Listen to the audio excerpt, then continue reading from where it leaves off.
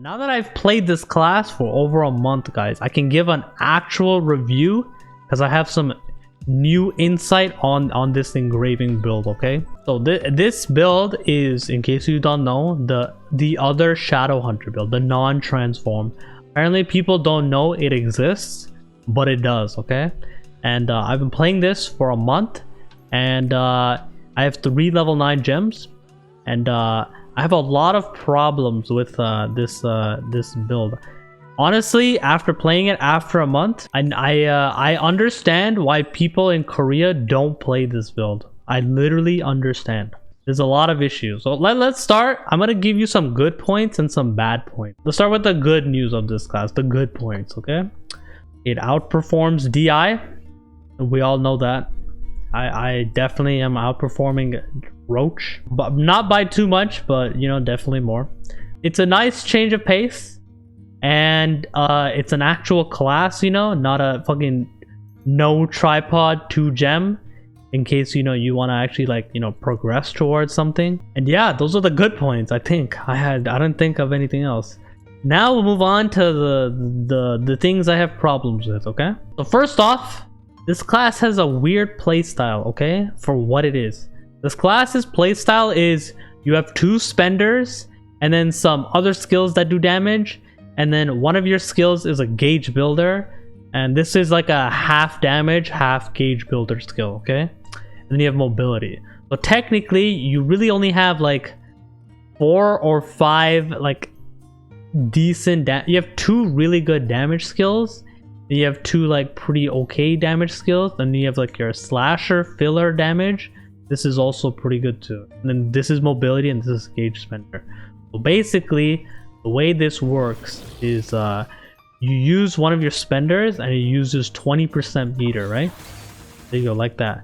The problem is despite me having a legendary wealth on this skill and using also this skill for gauge and everything else, and the engraving giving you 50% shadow burst meter for all skills, we still run into gauge issues. You know, we have identity meter issues, you know, and if you don't use the meter, right, this shit does like look at that damage. Holy, that was really bad.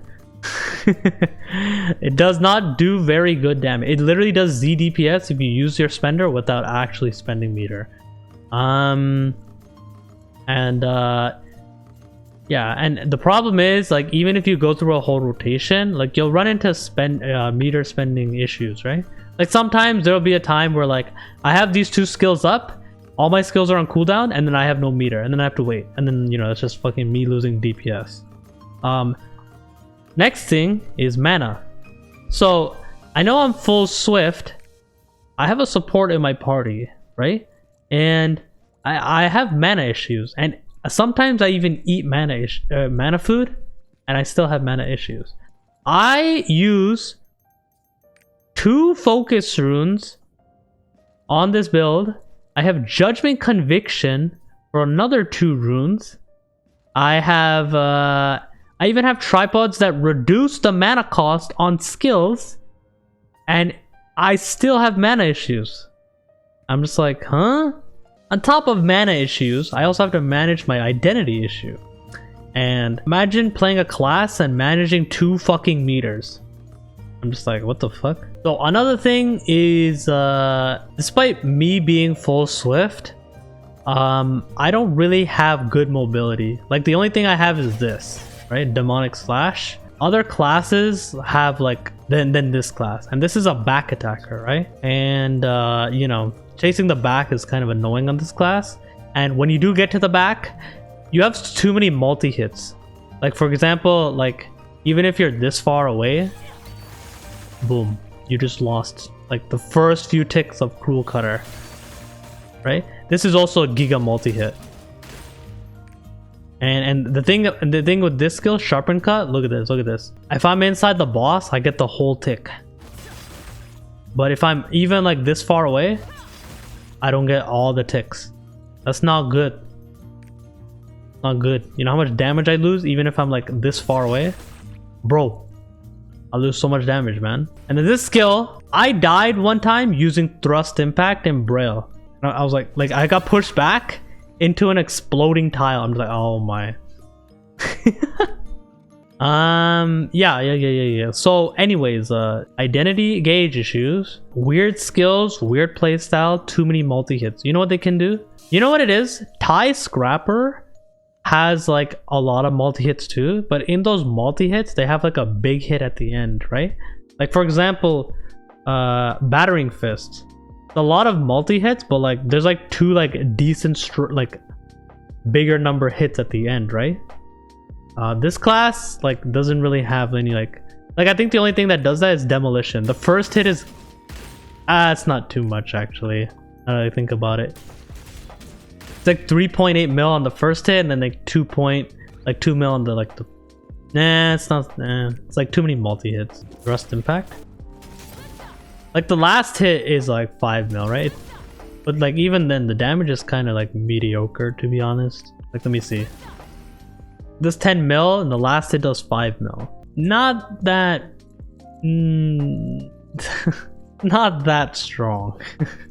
Now it is getting a 3 to 4% damage boost in March.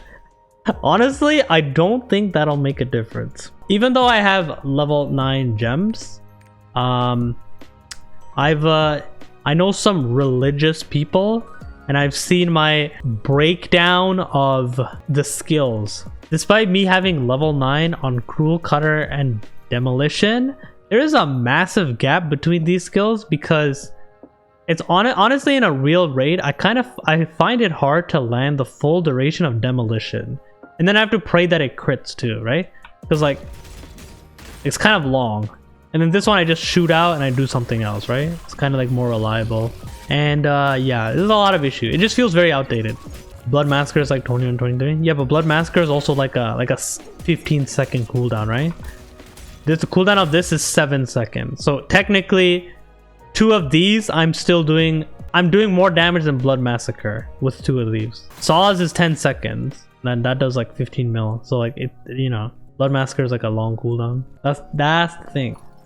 Is there a reason to play PS over other entropy? Honestly, if you get bored of Demonic Impulse, then I mean, give this a try. There's a few handful of people that enjoy this. I mean, I still enjoy it. It's just, it is quite depressing to play. It is quite depressing. But I personally find it better to play than DI because I got really bored of maining a transform class. I'm gonna wrap the video up, guys, okay?